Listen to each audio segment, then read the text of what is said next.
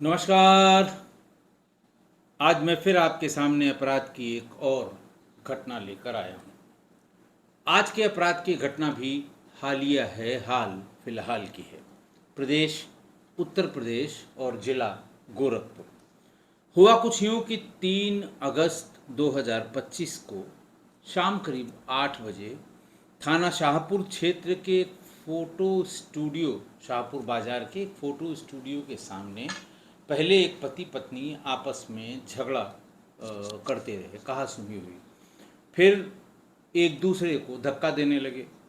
तब तक चूंकि बहुत बिजी बाजार है वो, तमाम तमाशबीन भी वहाँ इकट्ठा हो गए।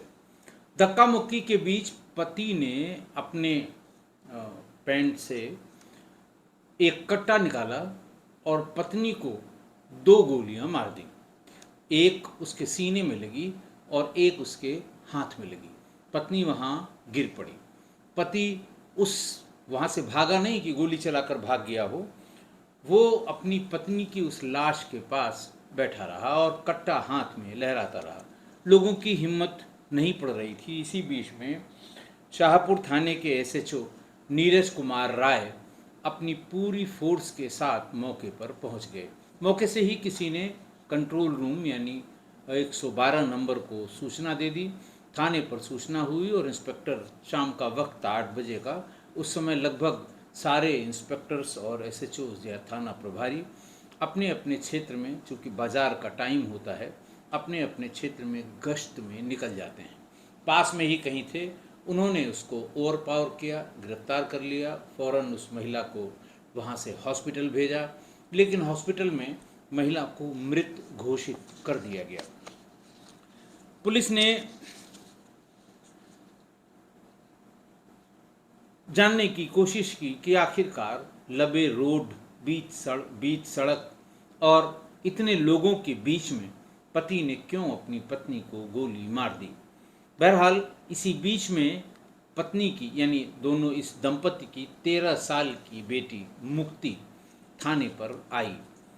उसके नाना नानी उसे अपने साथ लेकर आए। सवाल ये हुआ कि कौन इस घटना की रिपोर्ट लिखाएगा। बच्ची ने थाना प्रभारी नीरज कुमार राय से कहा, मैं लिखाऊंगी। नीरज कुमार राय भी थोड़ा हतप्रभ हुए कि बच्ची बहुत छोटी थी। उम्र पूछी गई तो उसने 13 वर्ष बताया। बहरहाल उसने एफआईआर लिखानी शुरू की।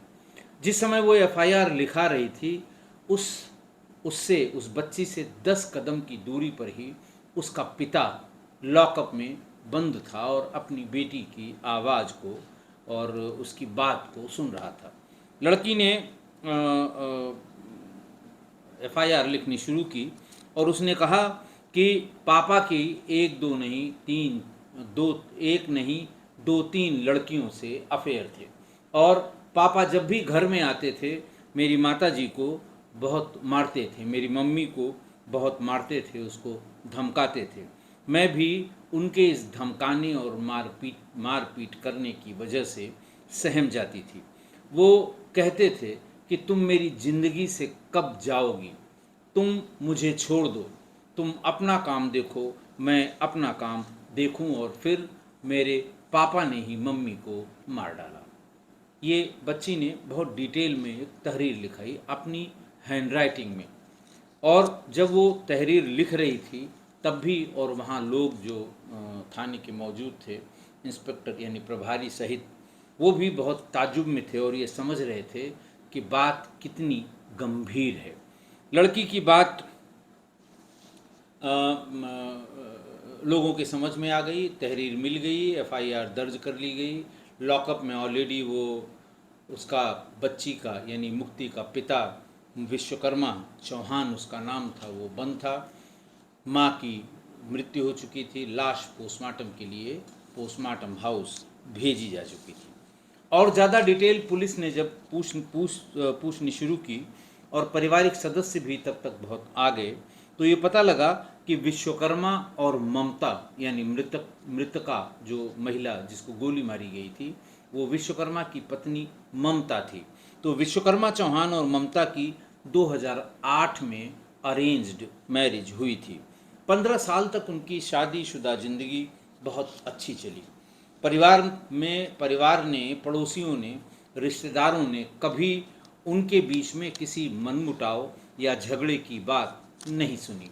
लेकिन इधर 2 साल में, 15 साल तक सब कुछ ठीक ठाक चला, लेकिन इधर 2 साल से उनकी दूरियां इतनी बढ़ी कि गुलरिया के हरसेवकपुर में पति विश्वकर्मा का जो घर था, यानी ससुराल जो उसका था, उसको छोड़कर ममता शाहपुर में गीत वाटिका के पास किराए के एक मकान में शिफ्ट हो गई और अपने साथ वो 13 साल की अपनी बेटी मुक्ति को भी साथ ले गई। मुक्ति ने बहुत डिटेल में, जब एफआईआर दर्ज हो गई उसके बाद फिर पुलिस ने पूछा कि और क्या क्या होता था घर में, तो उसने बताया कि मम्मी पापा जब घर में होते भी थे एक साथ तो कभी एक दूसरे से बात नहीं करते थे। जिंदगी की ज़्यादातर हैपनिंग, रोज़ रोज़ की रोज़मर्रा की जो बातें थीं वो दोनों एक ही कमरे में लेकिन सोशल मीडिया पर शेयर करते थे। पापा अक्सर कहते थे कि मुझे इस घर में होने वाली किसी बात का कुछ पता नहीं चलता और जब हमें जानना होता है तो मैं तुम्हारी मम्मी का सोशल मीडिया अकाउंट देखकर समझ जाता हूँ कि घर में आटा आना है, घर में दूध आना है, घर में जो सफाई कर्मी है उसको पैसा देना है। ये तुम्हारी मम्मी के सोशल मीडिया अकाउंट से पता चल जाता है। पुलिस पूछताछ में ये भी सामने आया कि ममता और विश्वकर्मा अपनी शादीशुदा ज़िंदगी में इधर 2 सालों में काफ़ी अकेले पड़ गए थे और इसको दूर करने के लिए दोनों ने अलग अलग सहारे की तलाश करनी शुरू कर दी। ऐसा शक दोनों को था, पति को पत्नी पे और पत्नी को पति पे। दोनों अपने अपने दोस्तों के साथ पार्टी करते थे। जैसे ममता ने अगर कोई अपनी महिला मित्रों के साथ या महिलाओं के साथ कोई पार्टी की तो अगले दिन पति भी कोई न कोई पार्टी अपने दोस्तों के साथ उसी तेवर में, लगभग उसी तरह की, नाचते गाते हंसी मजाक करते हुए वो वीडियो सोशल मीडिया पर शेयर करते थे। लेकिन दोनों के सोशल मीडिया पर इस तरह की रील्स शेयर किए जाने के बाद जो कमेंट्स आते थे, उस कमेंट्स में कुछ कमेंट्स अननोन लोगों के होते थे और इस अननोन कमेंट्स को देख के ही पति यानी विश्वकर्मा का माथा ठनक जाता था और वो इन लोगों के कमेंट्स को इन्हीं लोगों की आईडी पर अपने सोशल मीडिया अकाउंट में उनके साथ दुर्व्यवहार करना शुरू कर दिया और तब ये दूरी और बढ़ती गई। एक कारण और उनके दूर होने का था कि विश्वकर्मा कम पढ़ा लिखा था लेकिन ममता कॉन्वेंट की पढ़ी हुई थी। अच्छा, शादी के 4 साल बाद उनको एक बेटी पैदा हुई और इसका नाम मुक्ति रखा गया। बताते हैं कि इसके बाद से ही विश्वकर्मा का व्यवहार बदलने लगा। जब तक ये बच्ची नहीं हुई थी तब तक सब कुछ ठीक ठाक चल रहा था, लेकिन उसके बाद इसका व्यवहार बदलने लगा। ममता ने कॉन्वेंट स्कूल और कॉलेज से ग्रेजुएशन की पढ़ाई की थी और इसी बात पर झगड़े की शुरुआत होती थी कि तुम अनपढ़ हो, तुम पढ़े लिखे नहीं हो, मैं इतना पढ़ी लिखी हूँ, इस तरह की बात शुरू होती है और उसके बाद फिर बढ़ते बढ़ते बढ़ जाती है।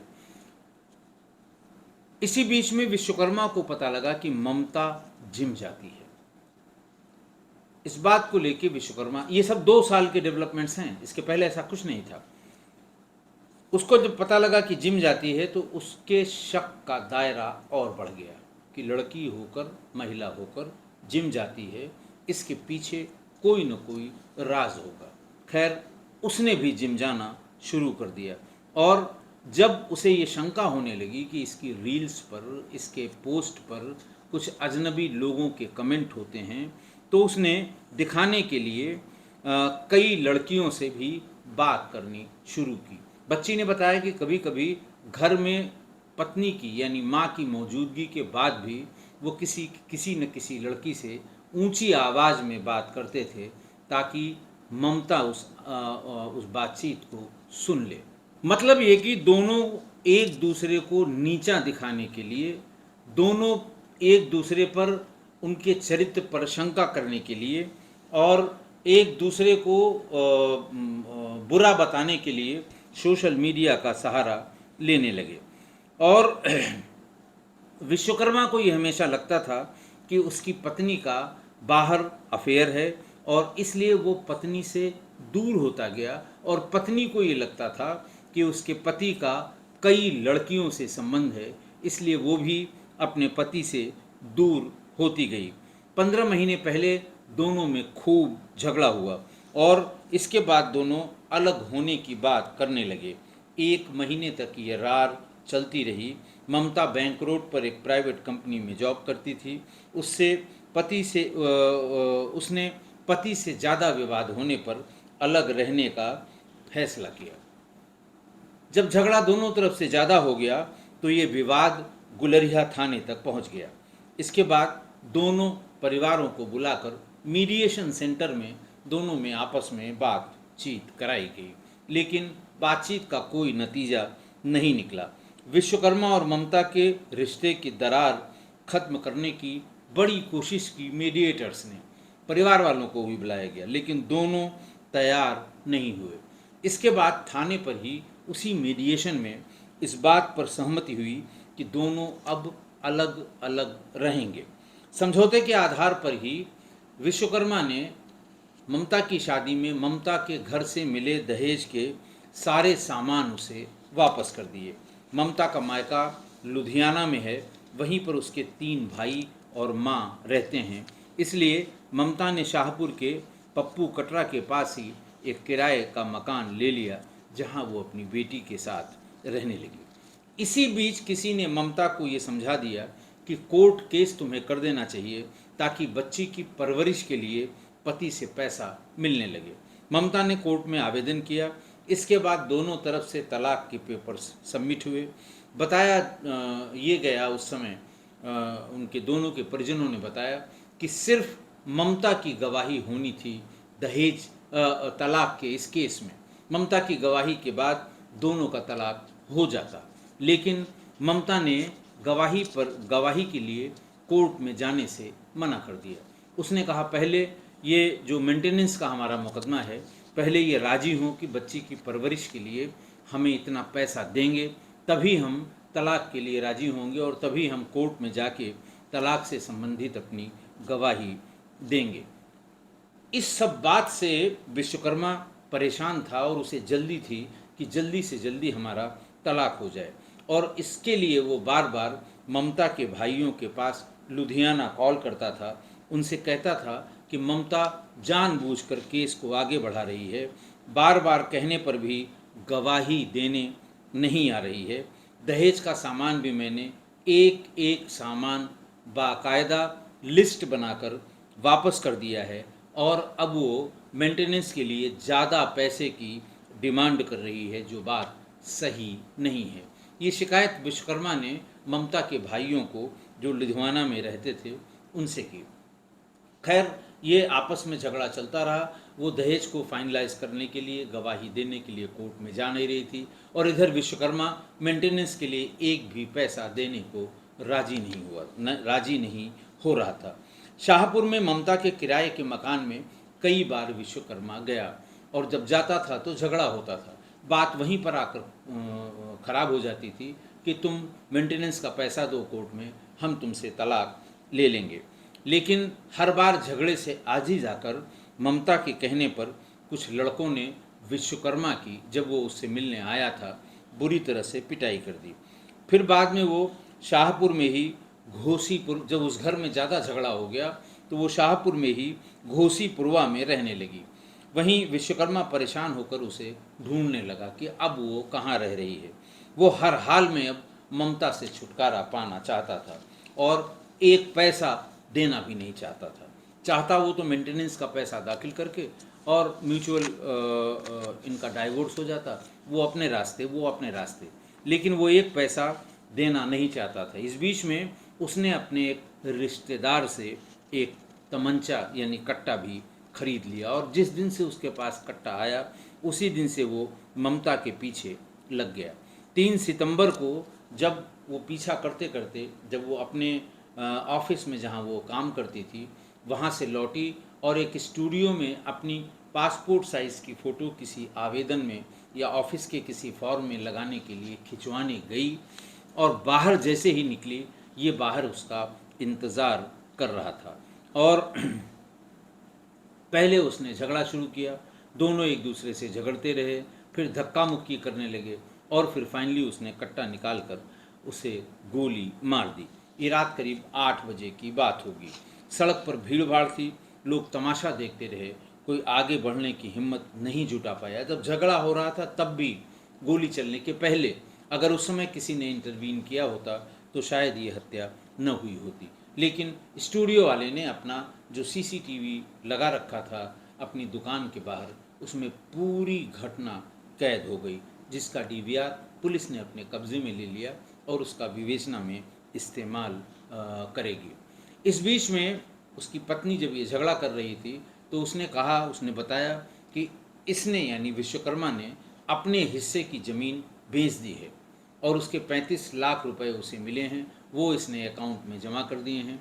वो एक भी पैसा बेटी की परवरिश के लिए नहीं देना चाहता और इसलिए ज़मीन बेची है कि वो कोर्ट से कह सके कि मेरे पास खुद ही कुछ नहीं है, मैं इसको क्या दूंगा।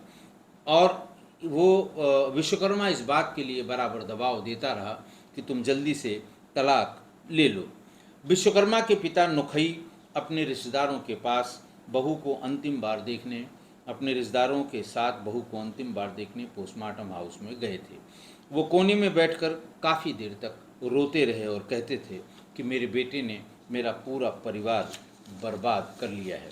ममता की मौत के बाद उसके वीडियो और फोटो सोशल मीडिया पर लोग पोस्ट कर रहे हैं, क्योंकि वो रील्स बनाती थी और इन रील्स को इंस्टाग्राम सहित तमाम सोशल मीडिया अकाउंट पर जो उसके अकाउंट थे उस पर पोस्ट करती थी।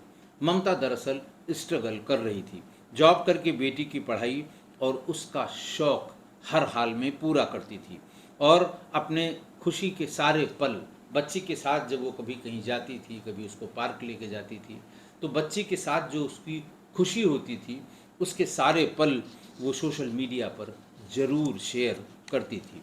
फेसबुक और इंस्टाग्राम पर ममता हमेशा एक्टिव रहती थी। उसके सैकड़ों वीडियो और फोटो आज भी उसके अकाउंट पर मौजूद हैं और इसी से अनुमान लगाया जा सकता है कि वो खुशमिजाज थी और घूमना पसंद करती थी।